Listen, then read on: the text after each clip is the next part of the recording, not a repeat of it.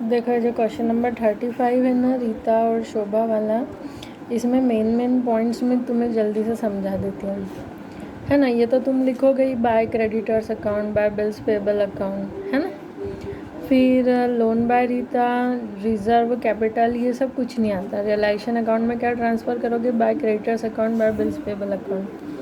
और इधर से कैश और बैंक नहीं करोगे, टू स्टॉक करोगे 75,000 का, टू डेटर्स करोगे 66,000 के, और by provision for doubtful debt 6,000 कर देना, to plant and machinery 45,000, to land and building 48,000, और लोन टू शोभा यहाँ नहीं लिखना है। अब देखो इस क्वेश्चन की एक ख़ास बात बताती हूँ, इसमें दो चीज़ें बिल्कुल नहीं आई हैं, बाकी सब तो तुम कर लोगे। तो दो आइटम क्या नया है, तो फर्स्ट पॉइंट है रीता टुक 25% of the stock at a discount of 20% in settlement of her loan. इसको अच्छे से समझ लो, है ना। स्टॉक है कितने का तुम्हारे पास, स्टॉक 75,000 का स्टॉक है, और इस 75,000 के स्टॉक का, ये जो 75,000 का स्टॉक है उसका कितना परसेंट, 25% रीता ने ले लिया, और वो भी 20% के डिस्काउंट से। तो जब तुम 75,000 का 25% निकालोगे तो वो आ जाएगा तुम्हारा 18,750 आएगा। निकाल के देखना, 75,000 का 25%, और उसने उसको 20% डिस्काउंट पे लिया, तो 18,750 का 20% तुम करोगे तो 3,750, 375 आएगा। वो माइनस करना, इट मीन्स उसने वो स्टॉक 15,000 में अपने लोन के फुल सेटलमेंट पे ले लिया। ये चीज़ थोड़ी आराम से समझ लो। उसका लोन कितना है, 25,000। उसने अपने लोन में कैश लेने के बजाय उसने बोला कि चलो भाई मुझे एक काम करो, स्टॉक का 25% दे दो, और वो भी ये मान के दे दो कि मैं इसको 20% लेस पे उसकी कीमत मान लेती हूँ। तो 75,000 स्टॉक, उसका 20% 18,750 है आता है, लेकिन उसको 20% लेस पे लिया उसने, मतलब वो 15,000 में, और उसने लोन सेटल भी कर लिया। उसने बोल दिया कि चलो भाई ठीक है, मुझे 25,000 के लोन के बदले 18,750 रुपये का जो स्टॉक है वो 20% डिस्काउंट पे दे दो, है ना। तो इसका ट्रीटमेंट मैं यहाँ समझा देती हूँ क्या होगा। ये तो मैंने सब लिख रखा है शॉर्ट में कि टू स्टॉक, ये सब तुम ट्रांसफ़र कर लोगे, ये सब तुमको आता है कि to stock, to book debts, plant and machinery ये ट्रांसफ़र हो गए, सन्ड्री क्रेडिटर्स, बिल्स पेबल ये हो गया, by provision for doubtful debts. अब यहाँ रीता के लोन को समझ लो। रीता ने फर्म को 25,000 का लोन दे रखा था, और 25,000 में से क्या हुआ कि रीता ने स्टॉक ले लिया 15,000 का। तो यहाँ पर अब तुम्हें एक चीज़ याद है, रट्टा याद है, पता है कि लोन नहीं आता, लोन नहीं आता, लोन नहीं आता, पर ये केस दूसरा है। उसने कैश में नहीं लिया, उसने स्टॉक लिया, एक असेट्स लिए। तो असेट्स चूँकि हम डेबिट में 75,000 लिख चुके थे, है ना, टू स्टॉक, तो इसका क्रेडिट में हमको एक इफ़ेक्ट डालना ही पड़ेगा कि उसने स्टॉक 75,000 के 25% के स्टॉक को 20% लेस पर यानी 15,000 में लिया। तो यहाँ रीताज लोन अकाउंट करके जो है स्टॉक लिख के ये मैंने 15,000 लिख दिया।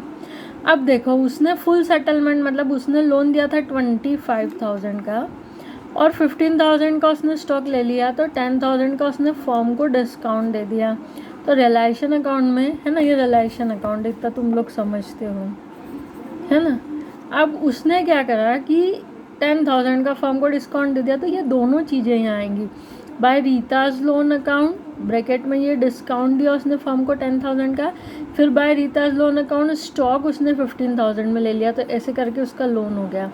बाकी ईच एंड एवरी क्वेश्चन तुम्हें पता है कि लोन यहाँ आता नहीं है। हाँ, किसी पार्टनर ने लोन लिया है वो यहाँ नहीं आता, पर उसने कुछ डिस्काउंट दिया है तो वो क्रेडिट साइड आ जाता है। तो उसने डिस्काउंट दिया। अब यहाँ क्यों आया है, यहाँ सिर्फ इसलिए आया है कि उसने कोई एसेट्स ले लिए, जैसे इसमें स्टॉक लिया, मशीनरी ले, कुछ ले, तो उसका हमको दूसरा ट्रीटमेंट देना पड़ेगा यहाँ पर।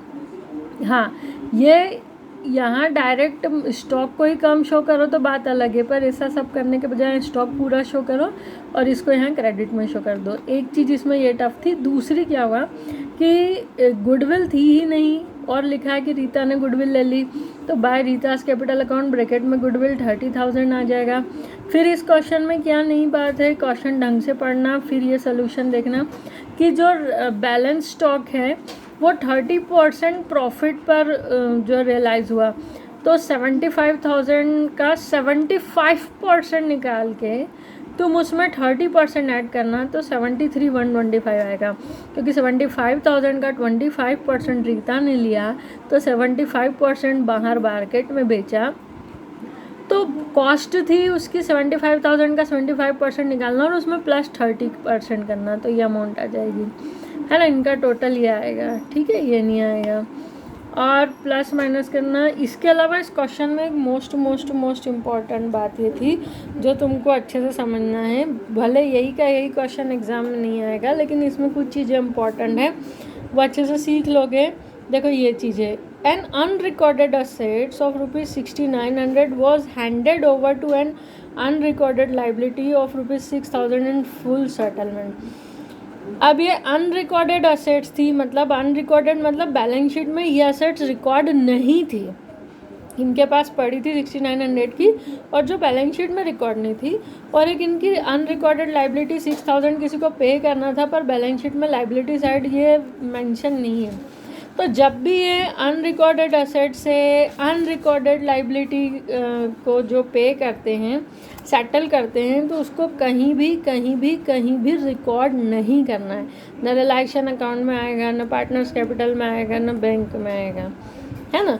फिर इसमें एक और समझा देती हूँ तुमको, लोन अकाउंट में प्रॉब्लम आएगी, रीतास लोन अकाउंट यदि मन से बनाते हो तो। सबसे पहले तुम रीतास लोन अकाउंट, लोन तुमको लाइबिलिटी साइड दिख रहा है, तो बाय बैलेंस बीडी करके उसका लोन 25,000 लिख दोगे। फिर डेबिट में टू रियलाइजेशन अकाउंट, तो एक बार तो रियलाइजेशन अकाउंट जो है तुम्हारा 10,000 ब्रैकेट में लिख देना डिस्काउंट, और एक बार टू रियलाइजेशन अकाउंट 15,000 ब्रैकेट में लिख देना स्टॉक। तो ये बन गया इसका लोन अकाउंट। मतलब बैंक अकाउंट में कहीं से कहीं तक उसके लोन का कोई जिक्र नहीं होगा, क्योंकि बैंक के थ्रू दिया ही नहीं है। इसके अलावा कोई डाउट आए तो मुझसे पूछ लो।